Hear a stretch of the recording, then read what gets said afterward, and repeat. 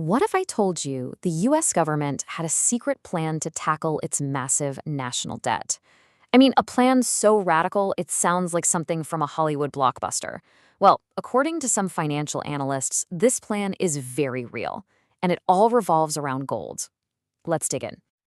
Imagine waking up tomorrow. You check your phone and you see a news alert just like this. Your first thought, probably that it's a joke, right? A hoax. But the theory we're going to unpack today suggests this isn't just some wild idea. It might be a very real tool they could actually use. So what's the deal? Is this just another crazy internet conspiracy theory, or is there something more to it? That's the big question we're going to tackle. And to start, we have to understand why a plan this extreme would ever even be on the table. To really get why anyone would even think about a plan this crazy, you have to look at the size of the problem it's trying to solve. And we're not talking about a small problem. We're talking about a literal mountain of debt that just keeps growing bigger every single second. $37 trillion. That's where the US national debt stands right now. It's a number so huge it's almost hard to wrap your head around, and it's pushing policymakers to look at options that used to be completely unthinkable. But you know, the real danger isn't just the giant number itself. It's that number compared to the size of the entire US economy, what's called the debt to GDP ratio. And as you can see, right now we're sitting at about 120%, which is way, way into what most economists would call a crisis zone. A plan like this wouldn't aim to wipe out the whole debt, but to wrestle that ratio back down to a more manageable level, like 70%. Okay, so you've got this giant $37 trillion problem. How in the world do you fix it? Well, this is where the gold plan enters the picture. Let's break down exactly how the government could, theoretically, conjure up $5 trillion, almost out of thin air. It's really a four-step process. First, the government just decides on a new, much higher official price for gold, say $20,000 an ounce. Instantly, the US gold reserves are worth about $5 trillion on paper. Step two, the Treasury prints up what are called gold certificates based on that new value. Third, and this is the magic trick, the Federal Reserve buys those certificates, which is basically like hitting print on $5 trillion new dollars.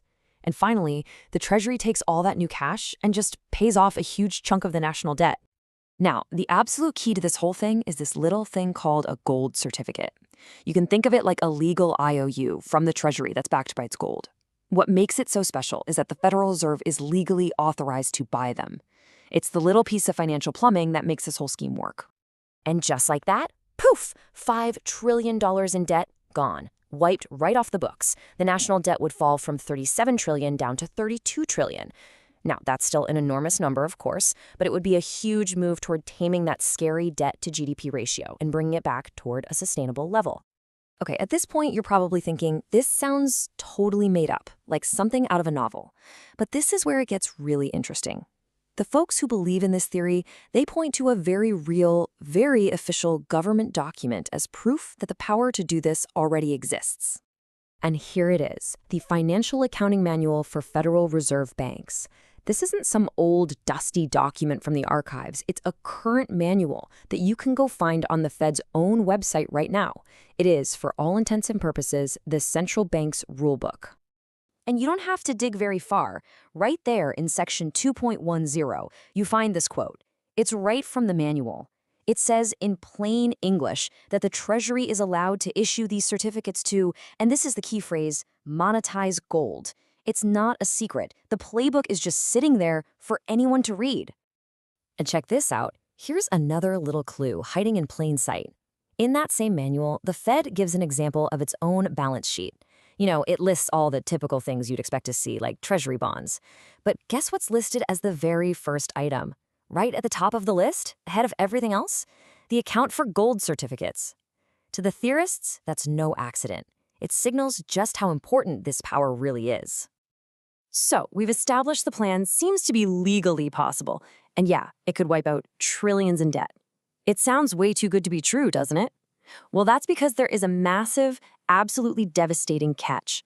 Some analysts call it an inflationary doom loop. The problem starts right here. You're pumping $5 trillion brand new dollars directly into the economy. This isn't money that's just being moved around from one account to another. This is a gigantic expansion of the money supply, and that always has consequences. And this is the consequence that hits every single one of us.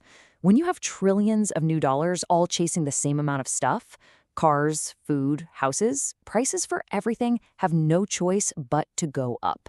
The purchasing power of every single dollar you have saved, it just plummets. It is the classic recipe for runaway inflation. But it could get so much worse than that. This slide lays out what some are calling that inflationary doom loop. Here's how it would work. First, the new money causes prices to rise. To fight that inflation, interest rates would have to skyrocket. But here's the trap. Higher interest rates make the payments on the government's remaining debt way more expensive, creating a brand new crisis. The only way to stop a default would be for the Fed to print even more money. And that, of course, just throws gasoline on the fire, leading to even higher inflation. The whole cycle just spins faster and faster, completely out of control. So let's be really clear about who wins and who loses here. The trade-off is stark. The winners? Anyone holding physical gold. They become fantastically wealthy, literally overnight. And the losers? Well, that's pretty much everyone else. The entire plan is ultimately paid for by devaluing the currency and vaporizing the savings of the general public through inflation.